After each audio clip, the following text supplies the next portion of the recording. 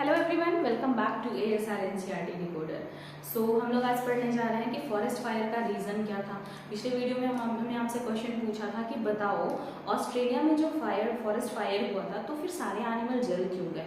अब ऐसा समझते हैं, जैसे मान लीजिए कि ये जंगल है, जंगल के कोने में आग लगी है, ठीक है। तो यहाँ के जानवर, चलो कुछ जानवर हैं वो भाग नहीं पाए होंगे, फिर भी कुछ भाग गए होंगे, तो वो भाग करके बाहर शहर में तो आ सकते थे, बाहर शहर भी तो था। तो ऐसा क्या हुआ कि लगभग जानवर जो है वो जल गए, ठीक, उसी फॉरेस्ट में जल गए, वो भाग क्यों नहीं पाए। तो एक्चुअली में हुआ क्या था, क्योंकि इतना ज़्यादा हमने कार्बन डाइऑक्साइड बना रखा है, हम एक बार और वीडियो बनाएंगे एसिड रेन के ऊपर और आपके ग्लोबल वार्मिंग के ऊपर। तो हमने इतना ज़्यादा कार्बन बना रखा है, तो सारा अनबर्न कार्बन जो है वो हमारे कार्बन डाइऑक्साइड के लेयर के ऊपर जा चुका है, ठीक है, मोटी सी चादर बन चुकी है। और बहुत ज़्यादा सन रेडिएशन आ रहा है हमारी धरती के ऊपर, और वो बाहर ही नहीं जा पा रहे हमारे एटमॉस्फेयर से, तो हमारी धरती गर्म होती जा रही है। भाई हमारी धरती गर्म हो रही तो एक ग्लेशियर ही नहीं पिघल रहा है, हमारा टेम्परेचर इंक्रीज कर रहा है। तो ऑस्ट्रेलियन साइंटिस्ट ने बहुत पहले कह दिया था कि हमारे फॉरेस्ट में जितने भी शर्ब्स हैं, ठीक है, हर्ब्स नहीं सर्ब्स हैं, वो सारे अब वहाँ तक पहुँच, उनका इग्निशन टेम्परेचर तक हॉटनेस हो चुका है। इतनी गर्मी थी कि वो स्पॉन्टेनियस कंबशन वाला सिचुएशन आ गया था। उनको आपको ले जा करके माचिस की तिल्ली नहीं देनी, वो अपने आप इतने गर्म हो चुके थे कि वो आग पकड़ लेते हैं। अरे बात समझ में। तो उन्होंने क्या बताया कि टेम्परेचर इतना हाई है, शर्ब्स की इग्निशन टेम्परेचर आने वाली है।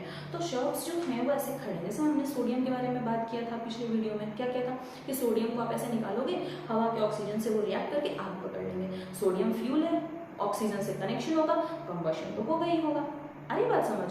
तो ऑक्सीजन से रिएक्शन होगा तो क्या होगा, सोडियम जो है वो अपना इग्निशन टेम्परेचर पकड़ लेगा, मतलब जितना टेम्परेचर उसको जल जाना उतना टेम्परेचर उसको आ जाएगा, वो जल जाएगा। बिल्कुल वैसे ही फॉरेस्ट में जो सर्ब्स थे, झाड़ियाँ थी, वो झाड़ी एकदम गर्म, ठीक है, जिस टेम्परेचर पे वो जलती है उतना टेम्परेचर ऑटोमेटिकली इन्वायरमेंट का था, तो वो उस टेम्परेचर पे थी, ऑक्सीजन अवेलेबल है, तो फिर अपने आप झाड़ियों में आग लग गई थी, दैट इज स्पॉन्टेनियस फायर। और जब अपने आप झाड़ी में आग लगी तो झाड़ी पे बैठे हुए या फिर पेड़ पे बैठे हुए आसपास जो जानवर हैं वो सब परेशान, अचानक से खड़े खड़े इस पेड़ में और अपने आप आग लगे, वो पेड़ से कहाँ जाएं, उतरेंगे तभी तो। और चलो मान लो किसी ने छलांग भी मार दी, तो वो कहाँ जाएंगे, जंगल का हर एक पेड़, हर एक झाड़ी अपने आप जलना शुरू हो गई थी, नीचे हर्ब्स भी जलना शुरू हो गए। तो अब जब सारा पेड़, सारा हर्ब शर्ब सब जल रहा है तो भाग के जाएंगे कहाँ।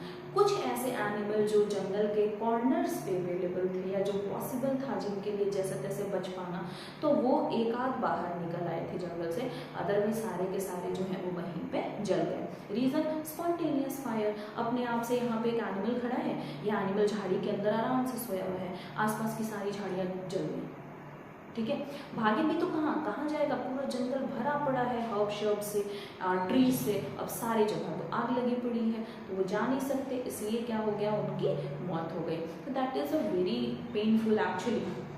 सोच के देखो कि वो एनिमल जो किसी को बता नहीं सकते, जो कहीं जा नहीं सकते, वो जंगल ही उनका घर है, और that is not their fault कि जंगल में आग लगी है, वो फॉल्ट हमारा था, हमारी वजह से जंगल में आग लगी हुई है और जान हमको देनी पड़ी। And lots of population actually, बहुत सारा कंगारू का पॉपुलेशन, कोआलास के पॉपुलेशन, स्लॉथ्स के पॉपुलेशन एक्चुअली बहुत घट गए।